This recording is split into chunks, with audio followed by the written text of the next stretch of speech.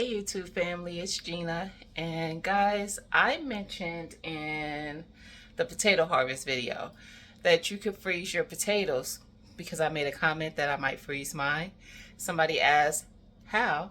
Say more. So I'm here to say more. I'm going to show you guys how to freeze your potatoes. Quit thinking that the stuff that these grocery stores provide for you, that these companies that provide the things to your grocery store are doing something innovative, okay?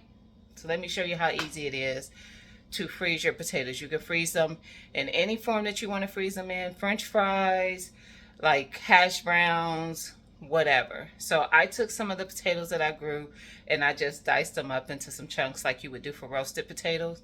And that's how I'm going to freeze them, okay? All right, so let me show you how you get it done. All right, guys, so there is 2 steps to this process. First step, we're going to bring some water to a boil. It's starting to boil up at the bottom, so it's good and hot. Those are my potatoes that I diced up, that I harvested from my garden.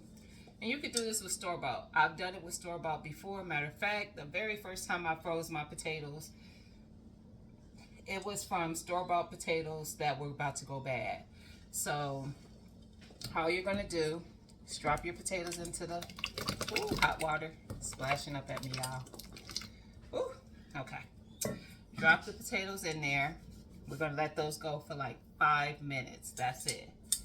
Then I'm gonna take another bowl that I put some ice in, and I'm gonna add some water to it.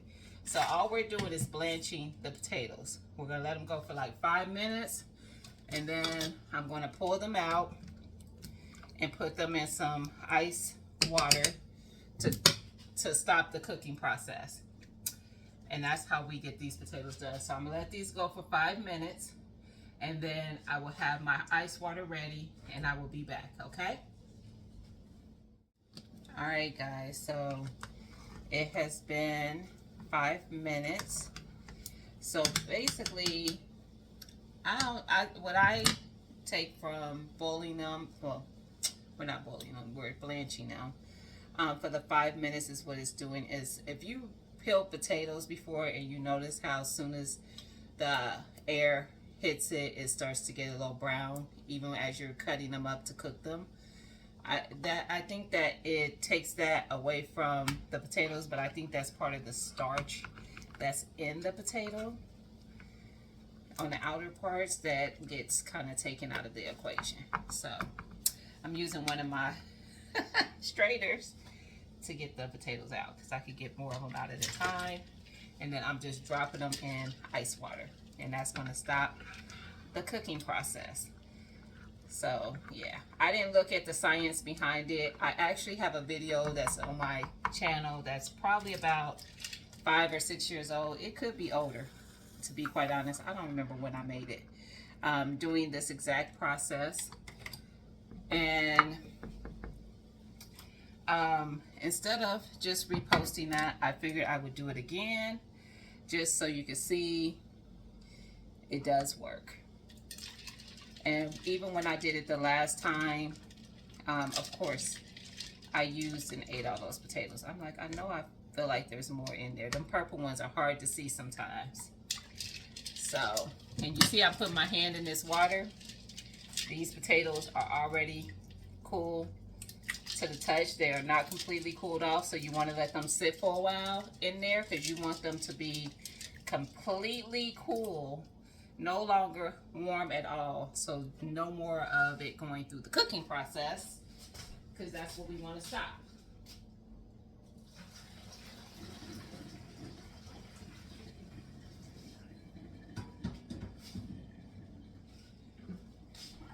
All right, I just wanted to pour that out just to make sure I didn't leave anything in that pot. And they're not soft at all. This is, and all I'm gonna do from here, you could do one of 2 things or several things, however you want to freeze them, honestly. I'm just gonna use a Ziploc bag, a freezer bag. And I'm just trying to see if it, as it's sitting in my hand, if I can feel any warmth. Not really. So You could do that, or these are the ways that I typically do it. Either a Ziploc bag. Here I am. A Ziploc bag, or vacuum sealing it. You can choose to do either one of those things. I'm just going to use a freezer Ziploc bag and put them into that. I don't know if y'all hear that commotion, but my daughter is playing a game in her room and she is loud. Anyway, let me get a bag and then we will get these in there. And then all I'm going to do is freeze them, y'all, to whenever I want to use them. And I like to use these as breakfast potatoes. Like I'll fry them up a little bit and then I'll use them in a scramble. Or I'll just put them on a baking sheet and roast them. There's no uniformity of how they're cut. Some of them, because they're different size potatoes. So some of them are cut like that. Some of them are cut a little bit more. It's no big, don't worry about it. Don't overthink it, okay? All right, so let me get a bag.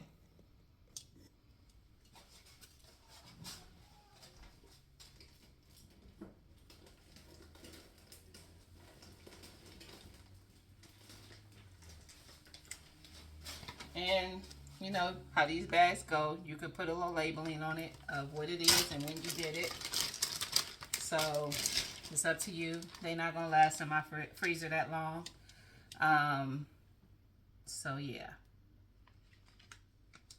I'm not worried about it. I know what it is. But I'm not worried about labeling it to when I did it. Because it'll be fine. And if you want, you can lay these out on like a paper towel or something to take the water off of them. I'm not worried about that either. It's not enough to where it's going to cause an issue. And trust me, I've done it like this before. But if you want them to be dried out, just lay them out on a towel, a clean towel, or a paper towel, a couple of paper towels, and let it soak up some of the moisture before you place them into a bag. And you see I used all of them, red, Yukon, and purple, because I cook with all of mine. So you can do them all separate. You don't have to do them all together. Or you can just do them all together. And there we go. We got a bag of our homegrown potatoes that I'm going to freeze. And I will come back in after I let them freeze up. I'll show you what that looks like. So I'll put that after this. I won't even end the video here. I'm going to put them in the freezer. And then I'm going to let y'all see what that look like.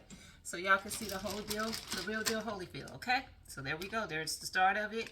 I'm going to stick these in the freezer. And then I'll be back, okay? All right. All right, guys. Here we go. We got our frozen potatoes. I actually let them go overnight, so this is the next morning. But as you can see, like, you don't get any discoloration or anything. It looks like potatoes that you would buy at the grocery store. There's no difference. Trust me. So, like I said, you could do this with French fries. Making your own French fries, I should say, with your potatoes. If you grow like russets or something, or even if you just get larger potatoes and you want to make French fries, you can do that. Same process. Or you could just leave them whole and do it. But I like to have them in the way that I want to eat them. You can actually chop them up into smaller pieces. Like I said, have like hash browns. Whatever you want. That's how you can do these. I would say if it's smaller, you might not have to process it through the boiling process as long, because my concern there is that they would maybe cook. You're not looking to cook them. So just kind of be mindful of that. But you can always, I mean, if you buy French fries, you don't thaw them out to cook them. You cook them frozen and they cook up just fine. Same thing. Okay? All right, guys. I hope you like this video. Don't forget to like, comment, and subscribe and share. And I will talk to you guys later. All right. Peace.